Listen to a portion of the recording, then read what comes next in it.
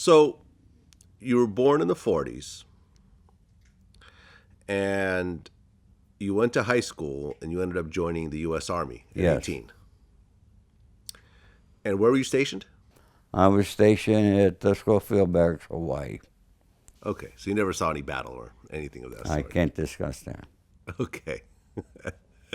And you were honorably discharged in 1966. Yes, And you came back to Rome, New York. correct.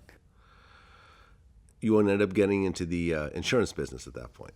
Yep. Okay. And at this point, were you totally legit, or were there things that were happening outside of your regular job? I was a totally legitimate person. I did extremely well in the insurance business. I was with the Prudential Insurance Company. I was a member of the $1 Million Roundtable. And then I wanted to transfer to California. And I put a request in to my manager, Sully Cartadella, his name was.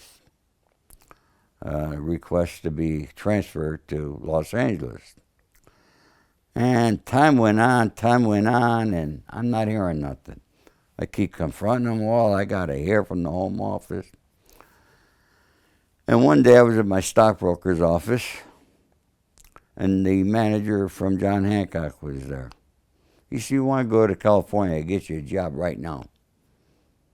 And he had me a job lined up. Our offices were on Beverly Boulevard, right next to CBS. Merv Griffin's office was upstairs of me. And Okay. came to California. So you're in Los Angeles selling insurance. And I was here with my first wife and my daughter. Mm-hmm. And we only stayed a year then.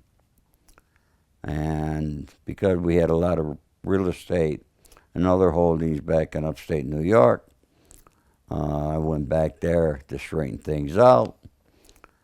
Ended up starting a business called the Ori Agency, which was selling to automobile dealer. I trained automobile dealers back in the day. They say I'm one of the pioneers in what's called the TO business. Turn over a customer to the finance manager, to the after-sale manager, and whatever you want to call them. I grew. I was doing several millions of dollars a year. A gentleman named Frank Russo, who was a lawyer. His father was also Frank Russo, who was the boss in the old days in Rome, New York. And Frank told me a lot about my grandfather, that he used to open the doors on, the cellar doors on a Saturday morning, and only a few people were allowed. My grandfather was one of them. And through Frank was well known to a lot of people. It was Frank who introduced me to Frank Costello. Now, although I only met Frank Costello a couple of times, it was before his death. He died in 1973. We met at the Waldorf. It was Frank Costello who told me, always be a gentleman.